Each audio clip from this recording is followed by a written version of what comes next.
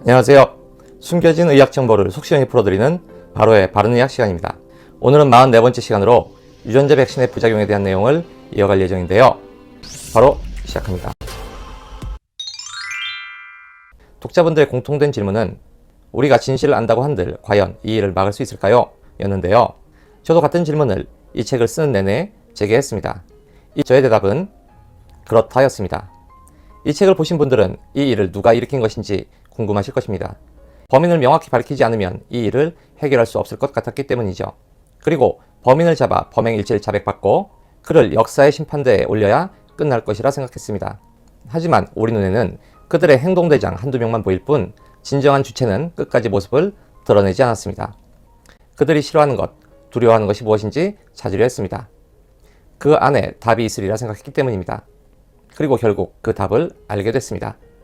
이들이 가장 두려워하는 것은 사람들이 모여 진실을 전하는 것이란 걸 말이죠. 그렇기 때문에 그들은 이렇게 사람을 뿔뿔이 흩어놓고 있으며 이제는 5명도 많다며 집 밖에 나오지도 말라고 하고 있는 것이죠. 여러분, 저는 지난 2월 이후로 줄곧 코로나 바이러스가 우리 주변의 흔한 감기 바이러스에 불과하다는 것을 말씀드렸습니다. 이것은 절대 변할 수 없는 사실이며 이 사태를 무너뜨릴 수 있는 핵심입니다.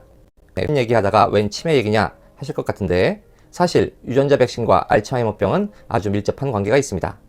혹 오해하실까봐 말씀드리지만 이 백신을 한 번 맞는다고 이런 일이 당장 발생하지는 않을 것입니다. 한 번에 그렇게 큰 변화가 일어나면 그 누구도 이 백신을 맞지 않겠죠. 미래의 치매 환자를 예측하는 것을 보면 변화는 천천히 일어나겠지만 어차피 시간의 차이만 있을 뿐 결과는 같을 것이라고 생각합니다. 2016년 실시된 치매 유병률 조사에 따르면 2018년 우리나라 65세 이상 노인 인구의 약 75만 명이 치매를 앓고 있는 것으로 추정되었습니다. 그리고 치매 환자 수는 약 15년마다 2배씩 증가하여 2024년에는 100만, 2039년에는 200만을 넘어설 것으로 내다봤죠. 이 자료를 보면서 과연 이들이 미래의 치매 환자를 통계적으로 예측한 것인지 아니면 앞으로 이렇게 치매 환자를 늘려갈 것이라는 계획을 발표한 것인지 그것이 헷갈렸습니다. 과연 이들은 어떻게 이렇게도 정확히 미래에 생길 치매 환자들을 예측할 수 있을까요?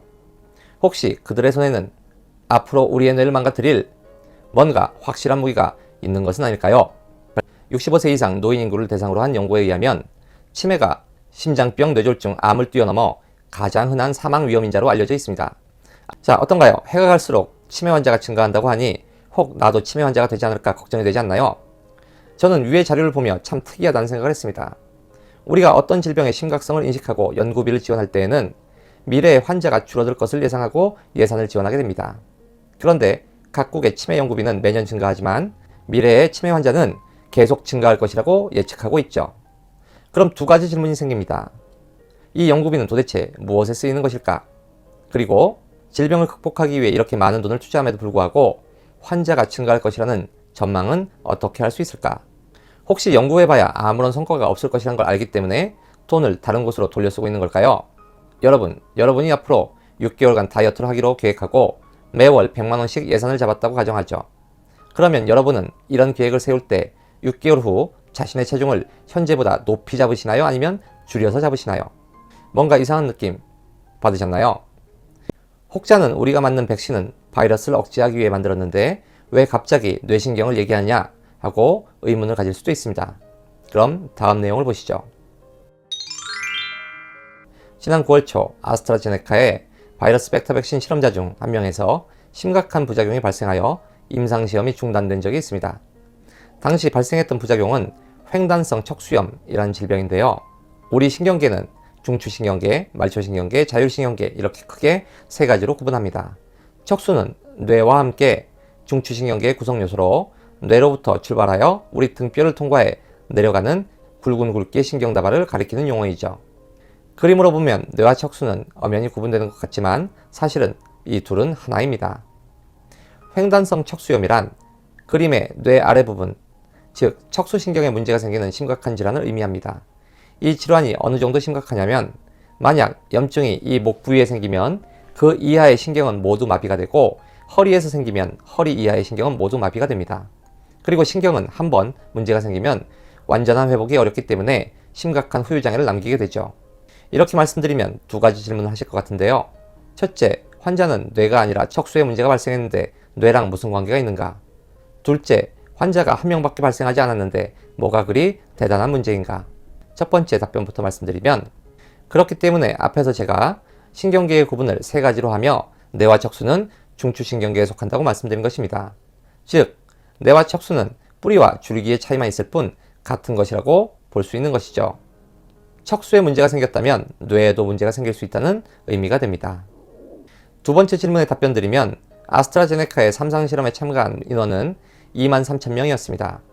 그러니까 부작용의 확률이 23,000분의 1이라고 볼 수 있는 것이죠. 그런데 2018년에 횡단성 척수염의 유병률을 확인한 논문을 보면 이 횡단성 척수염은 인구 100만 명당 3.4명이 앓는 희귀염병이라는 것을 알 수 있습니다. 그런데 아스트라제네카의 3상 실험에는 23,000명에 1명이 발생했으니 이를 100만 명으로 환산하면 43.5명이 발생하는 것과 같은 확률입니다. 일반적인 횡단성 척수염의 발병률에 비해 12.8배나 높은 발병률을 보인 것이죠. 정말 희귀해서 세상에 보기 힘든 중추신경계 질환이 이 백신을 맞은 사람 중에 발병한 것으로 생각하시면 됩니다. 그런데 아스트라제네카 실험자 중 횡단성 척수염이 발생한 것이 9월이 처음이 아니었습니다. 10월 6일자 팝뉴스에 실린 아스트라제네카는 무엇을 숨기고 있을까라는 기사를 보면 이 회사는 지난 7월에도 같은 증상의 환자가 발생하여 임상시험을 중단했다는 의혹을 받고 있음을 알 수 있죠.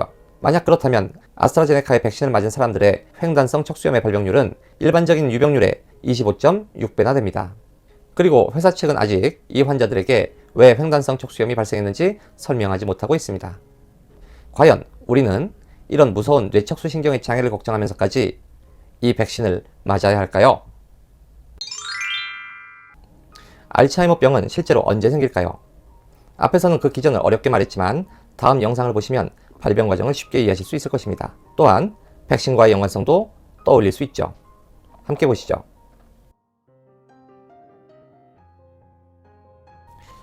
뇌 내부를 들여다볼 수 있다면 놀라운 신경세포의 회로를 볼 수 있습니다.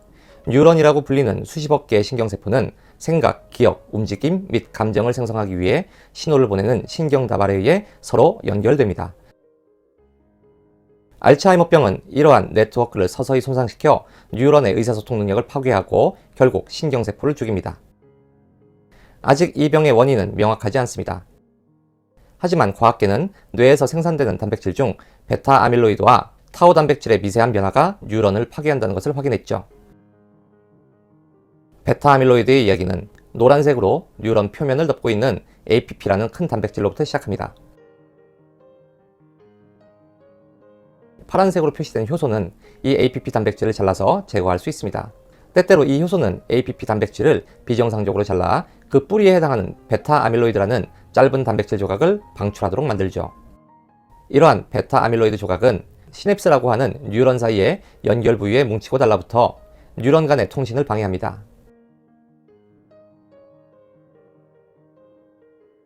점점 더 많은 베타 아밀로이드가 축적됨에 따라 플라크라는 덩어리가 형성되고 결국 뉴런 간의 신호 전달은 차단되어 알츠하이머가 발병되죠. 많은 건강한 노인들이 베타 아밀로이드 플라크를 가지고 있지만 알츠하이머 환자는 플라크가 더 광범위하게 퍼져 있습니다. 이제 신경섬유에 문제가 발생하는 뉴런 내부로 이동해보죠. 뉴런의 안에는 영양소 및 기타 물질을 운반하는 미세한 수송관이 들어있습니다. 타우라는 단백질은 그 수송관의 형태를 고정하는 나사와 같죠. 알츠하이머병은 이 타우 단백질에 문제가 생길 때 발생합니다. 파란색으로 표현된 수송관은 노란색 타우 단백질의 지지 덕분에 형태를 유지하는데요. 수송관을 고정하던 타우 단백질이 빠지면서 꼬여있던 수송관이 풀려 물질 공급이 중단됩니다. 결국 영양을 공급받지 못한 세포는 죽게 되죠. 과학자들은 이 두 가지 현상이 알츠하이머가 발병하기 전 몇 년 동안 조용히 일어난다고 믿습니다. 이 현상은 해마라고 하는 기억을 형성하는 영역 근처에서 시작되고 질병이 진행됨에 따라 다른 영역에서 뉴런이 죽고 뇌는 작아지게 됩니다. 초기 증상은 경미한 기억 상실이며 질병이 악화됨에 따라 언어장애, 사고능력장애, 그리고 기분의 변화 및 망상이 일어납니다. 나중에는 말도 잘 못하고 잘 걷지 못하게 되어 결국 24시간 관리가 필요한 환자가 되죠. 노령화에 따라 알츠하이머가 증가하고 있지만 현재까지 치료법은 일부 증상을 완화하는 데 그치고 있습니다. 우리가 필요한 만큼의 단백질을 적재적소에 생성할 수 있도록 해주는 역할은 누가 하는 것인가요? 그렇죠. 마이크로 RNA입니다. 그러므로 이 마이크로 RNA의 조절과 억제작용에 문제가 생기면 단백질에 영향을 주게 되고 이에 따라 예상치 못한 부작용이 생길 수 있다고 말씀드렸죠. 결국 지난 바른이약 42편과 43편에서 공부한 내용은 오늘 이 이야기를 하기 위한 예습이었던 것이죠. 여러분, 이 영상은 뇌신경세포에서 생산하는 두 가지 단백질이 뇌신경을 파괴하는 과정을 설명하고 있습니다. 그 두 가지 단백질 중 하나는 베타아밀로이드로 이 단백질은 뇌신경 사이의 신호 전달을 막아 뇌세포를 죽입니다. 그리고 다른 하나는 타우 단백질로 이것은 뇌세포에 영양을 공급하는 물질의 통로를 파괴하여 뇌세포를 굶어 죽게 만들죠. 우리는 우리의 세포가 자신에게 필요한 단백질을 적절하게 생산하기 위해 마이크로 RNA의 조절을 받고 있다는 것을 말이죠. 그러니 우리는 마이크로 RNA의 작용에 문제가 생기면 필요한 단백질을 합성하는데 장애가 생긴다는 것을 알고 있습니다. 그리고 그러한 문제는 유전자 조작을 위해 몸 밖에서 RNA를 넣어줘 우리 몸속의 마이크로 RNA 작용을 억제할 때 생긴다고도 말했습니다. 자, 그럼 이제 백신의 형태로 우리 몸에 넣어주는 RNA가 무엇이냐에 따라 얼마나 무서운 일까지 발생할 수 있는지 이해하시겠죠? 그렇게 만약 오늘 내용이 어려우신 분들은 바른이약 42편부터 한 번 더 보셨으면 좋겠습니다. 더 좋은 내용, 더 나은 콘텐츠로 찾아뵙겠습니다. 감사합니다.